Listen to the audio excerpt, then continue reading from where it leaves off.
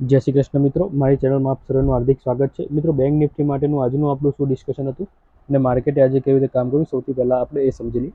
મિત્રો, બેંક નિફ્ટીમાં આજે આપણે અહીંયા એક રેન્જ ડ્રો કરી રાખી હતી. આપણે આજના માટેના એનાલિસિસમાં આપણે અહીંયા ઉપરની સાઈડ અને નીચેની સાઈડ આ બે રેન્જ પકડીને ચાલ્યા હતા. ઉપરની સાઈડની આપણી જે રેન્જ હતી એ 51,470ની હતી. આપણું ડિસ્કશન હતું જો માર્કેટ 51,470ની આજુબાજુ અહીંયા આપણને મળે તો અહીંયાથી આપણે એક પીની પોઝિશન લઈશું અને 51,300ની આજુબાજુ આપણને માર્કેટ મળે તો અહીંયાથી આપણે એક સીની પોઝિશન લઈશું. આ આપણું ક્લિયર ડિસ્કશન હતું. સેકન્ડ ડિસ્કશન આપણું એ હતું કે જો માર્કેટ ગેપ અપ અથવા તો ગેપ ડાઉન ઓપન થાય છે તો ગેપ અપ ગેપ ડાઉનના કેસમાં આપણે એ ડિસાઇડ કર્યું હતું કે માર્કેટ જ્યાં ઓપન થાય છે, જે માર્કેટની ઓપનિંગ પ્રાઇસ છે, ઓપનિંગ પ્રાઇસની ઉપર માર્કેટ એટલીસ્ટ 1 અવર સસ્ટેન કરવું જોઈએ. આ આપણું ડિસ્કશન હતું.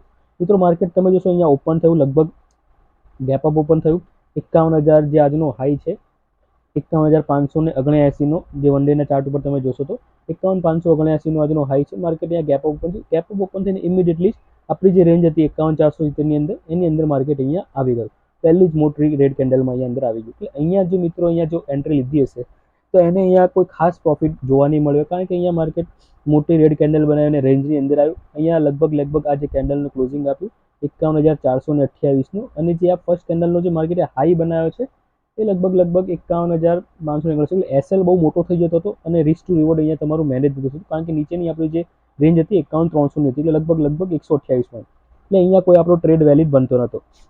સેકન્ડ જે ડિસ્કશન હતું આપણું કે 51,300ની આજુબાજુ આપણે અહીંયાથી એક સીની પોઝિશન લઈ શકીએ. તો અહીંયાથી જે મિત્રો સીની પોઝિશન ટ્રાય કરી છે એને ડેફિનેટલી માર્કેટ અહીંયા આ સમયગાળામાં લગભગ ઓલમોસ્ટ 2 કલાક માર્કેટ અહીંયા એમનું પેશન્સ ચેક કર્યું હશે. જે મિત્રો અહીંયા થોડો ઘણો પ્રોફિટ લઈને નીકળી ગયા છે અથવા તો અહીંયા કંટાળીને કોસ્ટ ટુ કોસ્ટ બી નીકળી ગયા છે, તો એમને બી અહીંયા કોઈ ખાસ સફળતા નહીં મળી હોય. પણ જે લોકો અહીંયા પોઝિશન હિટ કરી છે, માર્કેટમાં બે પ્રકારના માઇન્ડસેટ હોય છે. એક તો પહેલું કે ઝડપી પ્રોફિટ લઈને નીકળો, અને બીજું એસએલ અથવા તો ટાર્ગેટ. માર્કેટમાં મોસ્ટલી બે ટાઈપના માઇન્ડસેટવાળા ટ્રેડર હોય છે. એનામાંથી બી 90% જે રિટેલ ટ્રેડર હોય છે એનું માઇન્ડસેટ આ જ હોય છે કે ઝડપી આપણને પ્રોફિટ મળી જાય ને આપણે નીકળી જઈએ. ઓનલી 10% પીપલ એવા હોય છે કે જેનું માઇન્ડસેટ આવું હોય છે કાં તો હું મારો એસએલ લઈશ અથવા ટાર્ગેટ લઈશ. અહીંયા આપણો જે એન્ટ્રી પોઈન્ટ હતો 51,300નો, તો અહીંયાથી આપણે 40 પોઈન્ટનો બી સેફ સાઇડ ઇન્ડેક્સ માનીને ચાલીએ તો 51,260નો આપણો એસએલ પકડીને ચાલીએ તો માર્કેટનો જો તમે જો આજનો લો લગાવ્યો છે લગભગ 51,295, એ તમારો એસએલ ટચ નથી થયો. તો જ્યાં સુધી તમારો એસએલ ટચ ના થાય ત્યાં સુધી તમારે પોઝિશનને હોલ્ડ કરવાની છે. જે મિત્રો અહીંયા પોઝિશનને હોલ્ડ કરી છે અને માર્કેટ અહીંયા બહુ જ સરસ મજાનો મોમેન્ટમ આપી દીધો. લગભગ અહીંયાથી 250 પોઈન્ટનો માર્કેટ અહીંયા મોમેન્ટમ આપી દીધો અને સારો એવો પ્રોફિટ અર્ન કરાયો છે.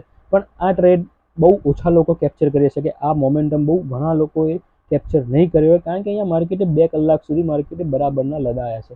તો અહીંયા બી બેંક નિફ્ટી, એટલે ટૂંકમાં હું તમને કહું કે બેંક નિફ્ટી ખૂબ જ રિટેલ ટ્રેડરની બજાવવા બેઠી છે. આપણે આવો વર્ડ યુઝ ના કરવો જોઈએ, પણ બેંક નિફ્ટી રિટેલ ટ્રેડરની કહેવાય ને કે એસએલ લેવા જ અત્યારે કામ કરેલું છે એવું આપણે કહી શકીએ કે રિટેલ ટ્રેડરને માર્કેટ કમાવા દેવા નથી માગતું. બેંક નિફ્ટીમાં ખાસ તમે જોશો ટોટલી માર્કેટ એક રેન્જ બાઉન્ડ રહે છે, એક સડન બ્રેકઆઉટ આપે છે, પાછું માર્કેટ નીચું આવે છે. બીજું તમે જોશો કે લાઈવ માર્કેટમાં એક બીજું સેટઅપ બન્યું. હું તમને એક સરસ મજાનું સેટઅપ બતાવીશ કે અહીંયા માર્કેટ જો સવારે અહીંયા આ પોઈન્ટ તો તમે આ 3 પોઈન્ટ આ રીતના મેચ કરશો તો માર્કેટે અહીંયા સવારથી આ રીતના એક રેઝિસ્ટન્સ ખાતું હતું આ પોઈન્ટ ઉપર. તો અહીંયા જેવું માર્કેટ અહીંયા બ્રેકઆઉટ આપ્યું, તો આ બ્રેકઆઉટમાં જે લોકો એગ્રેસિવ એન્ટ્રી લેશે અથવા તો અહીંયા જે એક્ઝેક્ટ તમે લાઇન મેચ કરશો તો આનું ક્લોઝિંગ લગભગ લાઇનની ઉપર જ આવે છે 99%. તો અહીંયાથી બી જો તમે ટ્રેડ પકડ્યો હશે તો બી તમને માર્કેટે 10 મિનિટમાં સારો એવો પ્રોફિટ અર્ન કરાયો હશે. તો મિત્રો, લાઈવ માર્કેટમાં બી તમારે આ રીતના સેટઅપ શોધવા પડશે કે તમને નાનો એસએલ, સ્મોલ એસએલ ને બિગ ટાર્ગેટ, એનું નામ સેટઅપ. સ્મોલ એસએલ અને બિગ ટાર્ગેટ એને આપણે સાદી ભાષામાં કે આપણી લેંગ્વેજમાં સેટઅપ કહીએ છીએ. સેટઅપ હંમેશા આપણી અનુકૂળતા પ્રમાણે હોવું જોઈએ. આપણો એસએલ એમાં સેટ થવો જોઈએ, એનું નામ સેટઅપ. ઘણાના સેટઅપ હોય એમનો એસએલ 500 પોઈન્ટનો હોય તો એ 500 પોઈન્ટનો એસએલ આપણને નહીં પરવડે. આપણું સેટઅપ એવું હોવું જોઈએ કે આપણે ભાઈ ચલો આ લાઇનની ઉપર આપણે ટ્રેડ લીધો છે તો આ લાઇનની નીચે માર્કેટ આવશે તો હું નીકળી જઈશ. આ આપણા માટે સૌથી બેસ્ટ છે. તો અહીંયા જો તમે જોશો કે જે મિત્રો અહીંયા ટ્રેડ પકડ્યો છે એમને માર્કેટે સારો પ્રોફિટ અર્ન કરાયો છે. હવે આવતીકાલ માટે બેંક નિફ્ટીમાં આપણું શું એનાલિસિસ હોઈ શકે ને માર્કેટ કેવી રીતે કામ કરી શકે આપણે એ સમજી લઈએ. તો આપણે 5 મિનિટનો ચાર્ટ એક વખત ઝૂમ કરી લઈએ. મિત્રો, બેંક નિફ્ટી હજી બી કોઈ ખાસ મોમેન્ટમ બેંક નિફ્ટીમાં દેખાઈ નથી રહ્યું. એનો ચાર્ટ એઝ ઇટ ઇઝ છે, કોઈ જ ફેરફાર નથી. તો અહીંયા બેંક નિફ્ટીમાં આપણે નીચેની સાઈડનું આ લેવલ જે છે આપણું કે એને થોડું 10 પોઈન્ટ નીચે કરી દઈશું. 51,290 આપણે કન્સિડર કરીશું.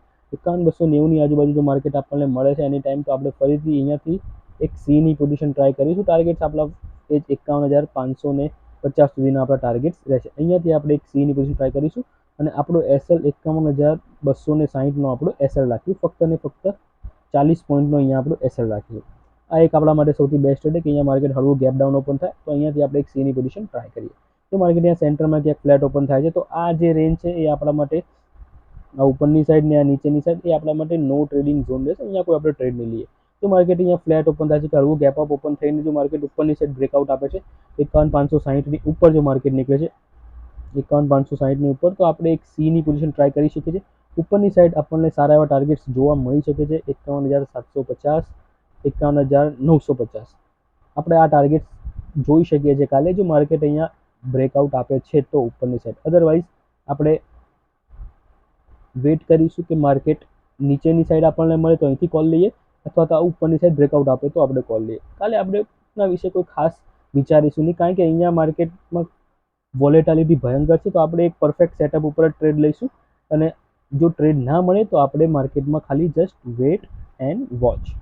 માર્કેટમાં ટ્રેડ ના લેવો એ બી એક મોટો ટ્રેડ છે. તો હંમેશા ધીરજ રાખવી, પેશન્સ રાખવું. આપણા પૈસા ખૂબ અગત્યના છે. કેપિટલ હશે તો આપણે એક દિવસમાં 10 દિવસનું કમાઈ શકીશું. એક દિવસ 10 દિવસ બરાબર બની શકે છે, પણ જો તમે એ એક દિવસ માટે પૈસા નહીં રાખો તો પછી એનો કોઈ મતલબ નથી. તો કેપિટલને હંમેશા બચાવવાનો પ્રયત્ન કરજો. આશા રાખું છું મિત્રો આજનું એનાલિસિસ તમને ગમશે. વિડીયો ગમે તો ચોક્કસ લાઇક કરજો, ચેનલને સબસ્ક્રાઈબ કરજો. Thank you. જય શ્રી કૃષ્ણ.